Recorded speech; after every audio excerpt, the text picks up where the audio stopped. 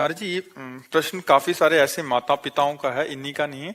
कि जैसे बेटे का शादी किया, अभी बहू आई और फिर बहू बेटे के पक्ष में हो गई या बेटा बहू के पक्ष में हो गया और माता पिता से एक रूखापन। फिर कह रहे हैं कि ऐसी स्थिति में जिसको पाला पोसा बड़ा किया और जब उसकी तरफ से कटुता होती है तो महाराज जी जब बड़ा हृदय वृद्धि। आपकी समस्या नहीं है, बहुत माता पिताओं की समस्या है। क्योंकि बच्चे अध्यात्म से जब तक नहीं जुड़ते तब तक उनको ये समझ में नहीं आता कि मातृ देवो भव पितृ देवो भव, हमारे माता पिता हमारे भगवान हैं, ऐसा भाव नहीं आता। तो स्वार्थ में बुद्धि मलिन हो जाने के कारण अभी तो आप चल पा रहे हैं तो रूखापन है, और जब चल नहीं पाएंगे तो एकदम विरोधी भाव आ जाएगा। जब आप खाट पर शौच करेंगे ना और उनको फेंकनी पड़ेगी ना, तब गालियां खानी पड़ेंगी। कोई विशेष श्रद्धावान अपने ऐसे माता पिता की सेवा कर पाता है, नहीं तो बहू सास को पीट रही है, बेटा माँ पिता को मार रहा है लात डंडों थप्पड़ों से। तो ये जो अध्यात्म विहीन हैं, जिन्होंने शास्त्र स्वाध्याय नहीं किया, जिन्होंने भजन नहीं किया, तो उनके अंदर एक आसुरी बुद्धि पलती रहती है। आसुरी माने राक्षसी बुद्धि, और उस समय आने पर राक्षसी स्वरूप प्रकट। ये आसुरी बुद्धि है जो अपने माता पिता को मारे पीटे कष्ट दे, उनको गालियां दे। दैवी बुद्धि है कि उनके चरण छुए, उनको भगवान की दर्जा दे और उनका पोषण करे। अवस्था जैसे जैसे ढलती जाए तो वैसे दुलार करे जैसे हमारा दुलार माता पिता ने किया। बेटा और बहू भी तो एक दिन बूढ़े होंगे। हाँ, देखो, अगर हम अपने माता पिता को कष्ट देते हैं तो हमारे जो पुत्र होंगे वो हमको उससे 100 गुना बढ़ के कष्ट देंगे, क्योंकि वो ब्याज भी तो मिलेगा। तो इसलिए नए बच्चों को ये ध्यान रखना चाहिए कि वो भी किसी दिन माता पिता बनेंगे और वो किसी दिन वो भी बूढ़े होंगे। तो अपने माता पिता के साथ असभ्य व्यवहार नहीं करना चाहिए, आसुरी व्यवहार नहीं करना चाहिए। यार, जिस कोख से पैदा हुए उसको तुम लात मार रहे हो, उसकी आरती उतारनी चाहिए। माता तो देवी है और पिता भगवान का स्वरूप है, ऐसा भाव। पर ये भाव तभी आएंगे जब सत्संग सुनोगे, अध्यात्म में चलोगे। अगर अध्यात्म की बात नहीं सुनोगे तो राक्षसी भाव ही आएगा कि चलो किसी अनाथालय में छोड़े आते हैं, फुटपाथ में छोड़े आते हैं, ऐसे। तो हमें लगता है आज हमारे नौजवानों को अध्यात्म श्रवण करने की आवश्यकता है। शास्त्र श्रवण करें, संतों की बात सुने, जिससे समझे तो माता पिता कौन है। माता पिता की आराधना से भगवान विट्ठल आज जो महाराष्ट्र में विराजमान है वो माता पिता की आराधना से ही प्रकट हुए। पुंडरीक नाम के एक भगत अपने माता पिता को भगवान मानकर आराधना करते थे, तो भगवान स्वयं चलकर दर्शन देने आए।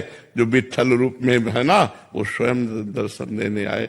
माता पिता की आराधना भगवान की आराधना है। पर कलयुगी बच्चे नहीं समझ पा रहे हैं, वो अपने माता पिता को दुख दे रहे, तो उनके बच्चे उनको दुख देंगे। पक्का समझो, ब्याज सहित मिलेगा। यहाँ सब कुछ ब्याज सहित मिलता है। तो गुरुदेव, ये कर्म तो छूटेगा ही नहीं। जैसे बच्चों को उनके किए का कर्म मिल रहा है, पर उनकी तो यही तो परंपरा हम आज तक भोग रहे हैं। जब से सृष्टि हुई तब से यही तो भोग रहे हैं। बार बार जन्म, बार बार मरण, बार बार जन्म, बार बार मरण। कहाँ मुक्त हो रहे हैं हम? ये कर्म परंपरा चली आ रही है, वैसे दुष्ट होते चले जा रहे हैं। अब ये अध्यात्म शिक्षा बचपन से दिए होते, गलती इनकी भी है। आधुनिक शिक्षा ही केवल दी, आध्यात्मिक की शिक्षा नहीं दी, तो वो क्या जाने। अगर ये शुरू से कहते हैं छुओ पैर, प्रातःकाल उठ करके रोज मम्मी के पैर छुओ, हाथ जोड़ो, बड़े भाई से हाथ जोड़ो, ये सिखाया गया है। जैसे हम लोग छोटे थे ना, कराग्रे वस्ते लक्ष्मी कर मध्य सरस्वती, बोले हाथ छुओ, धरती के पैर छुओ, चलो अम्मा के पैर छुओ, जाके पिताजी के पैर छुओ, बड़े भाई जैसे ऐसे शिक्षा। तो अब वो रोज की दिनचर्या बना दी। उठे ऐसे ऐसे करते हुए मम्मा के पैर छू, बोले खुश रहो। अब जिनके रोज पैर छू रहे हैं तो हमारी सद्भावना बन रही ना, उनका आशीर्वाद बन रहा है। अब कौन बच्चा रोज माता पिता के पैर छूता है? कोई बिरला ही, नहीं बिरला ही होगा हमें लगता है जो रोज सुबह उठकर अपने माता पिता के पैर छुए। वो सत्संगी होगा, बिना सत्संगी के तो माता पिता के पैर। माता पिता को माता पिता मान ले, भगवान न माने, कम से कम माता पिता मान ले, इतनी बड़ी बात है। वैसे तो भगवान का दर्जा दिया गया है माता पिता को। वेद कहता है मातृ देवो भव पितृ देवो भव, इसलिए पर जी पूर्व के कर्मों को तो हम देख नहीं पाते कि क्या आने वाला है, बट कभी कभी परिवार में जैसे माता पिता हैं वो अपने बुजुर्गों के पाँव छू रहे हैं, तो ये प्रभाव बच्चे पे पड़ रहा है। पड़ोस के चाचा लगते तो चाचा दंडोत, क्या जाता है, सब में भगवान विराजमान है, सब में भगवान विराजमान है। अगर हम अपने भगवान को चाचा ताऊ कह के दंडोत करते तो वही तो विराजमान है। तो इसलिए हमें लगता है कि नम्रता विनय ये हमारे समाज में कम होती जा रही, नहीं होती जा रही। जो पढ़े लिखे बच्चे हैं उनको विनयी होना चाहिए। विद्या विनयम ददाति, विद्या विनय सभ्यता सिखाती। और आज का पढ़े लिखा बच्चा असभ्य होता जा रहा है। माता पिता का तुम अपना देखो, हम देख लेंगे। कुछ तो पेरेंट्स भी अभी ना मतलब बच्चों मॉडर्न स्टाइल से चलना चाहते हैं थोड़ा, बच्चों को ही, क्योंकि खुद अध्यात्म नहीं है महाराज जी, इसलिए वो चाहते हैं कि जैसे हम है वैसे ही बच्चे बने। और क्योंकि बिल्कुल महाराज जी दिशा विहीन उनका ही खुद का ही जीवन है, तो फिर कैसे मॉडर्न लाइफ जीने के चक्कर में तो फिर वो मॉडर्न बच्चे टट्टी नहीं उठाएंगे। फिर तुम्हें पढ़े रहना पड़ेगा। महाराज जी अगर सब गुरु के चरण कमलों में समर्पित कर दिया जाए फिर कर्म बंधन नहीं। देखो जब तक कोई समर्पित होना नहीं चाहेगा तो किसी को समर्पित करने से कोई समर्पण नहीं होता। मनुष्य शरीर कोई फल फूल नहीं है, वो समर्पित नहीं होना चाहता तो हमारी ताकत नहीं कि हम उसको बदल दे। आप बदलना चाहो तो हमारी बात मान करके आप अपने को बदल सकते हो। बच्चों को विवेकवान बनाने के लिए उनको सत्संग सुनाओ, उनको आप आचरण सिखाओ, और वो धीरे धीरे चाहे कि हम संत वाणी सुन करके सुधरे तो वो समझ जाएंगे। और जी इसीलिए शायद पहले गुरुकुलों का निर्माण था कि कुछ समय के लिए बच्चे माता पिता से अलग हो। तो वो बहुत अच्छे परिवार को चलाने वाले बनते थे, क्योंकि गुरुकुलों में सब आध्यात्मिक और आधुनिक दोनों शिक्षाएं दी जाती थी। तो इसलिए वो बहुत विवेकवान होते थे, गृहस्थी को भी चलाते थे और संयम से भी रहते थे। अब आज की पढ़ाई में आधुनिकता तो है लेकिन आध्यात्मिकता नहीं है। तो आध्यात्मिक पढ़ाई न होने के कारण विनय की बहुत कमी होती जा रही है। नहीं, पढ़े लिखे बच्चे विनय से बहुत दूर होते जा रहे हैं। नहीं, जितना ग्रेजुएट उतना अहंकार है, उतना, जबकि जितना ग्रेजुएट उतना सरल होना चाहिए कि आप बहुत पढ़े लिखे व्यक्ति की पहचान यही सभ्यता सरलता।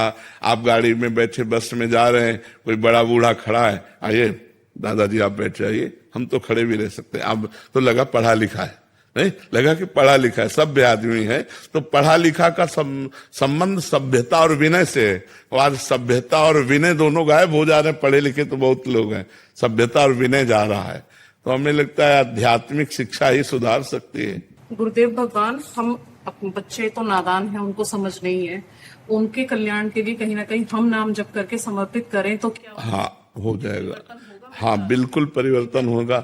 और उनको बैठाल करके राधा राधा बुलवाओ 10 मिनट राधा राधा बुलवाओ और नाम जप करके उनको दो, तो निश्चित परिवर्तन होगा, निश्चित होगा। महाराज जी, बट उनको भी ऐसा लगता है कि हमारे जान पे आ रहा है ये सब कुछ करना, कि मतलब बता भी रहे हैं कि हम कि ये इतना करो तब आप करो, आपको नाम जप करना पड़ेगा, बट वो फिर भी नहीं करना चाह रहे। 1-2 दिन करेंगे, फिर हफ्ते बाद गुरुवार फिर फुसलावे। हफ्ते में अगर 1 दिन भी करने लगे ना तो हमारी बात तो मानने लगे ना। हम 2 दिन करवाएंगे, फिर हफ्ता भर कहने के बाद 3 दिन करवाएंगे। हम धीरे धीरे उनको सतमार्ग में। देखो, बच्चों को खिलवाड़ में भजन कराया जाता है। देखो, तुम्हारे लिए हम बाल भोग बना रहे हैं, तब तक तुम राधा राधा, अगर राधा राधा बोलना बंद किया तो नहीं मिलेगा। राधा राधा राधा राधा राधा राधा शुरू हो जाएंगे बच्चे हैं, और इसके बाद फिर खेलने लगे राधा राधा राधा राधा राधा, ऐसे मतलब प्यार से दुलार से। आओ हम सब बैठते हैं, देखो भगवान जी की कथा सुना रहे हैं, सुनो, चुपचाप बैठो, देखो ये क्या संत कह रहे हैं, सुनो।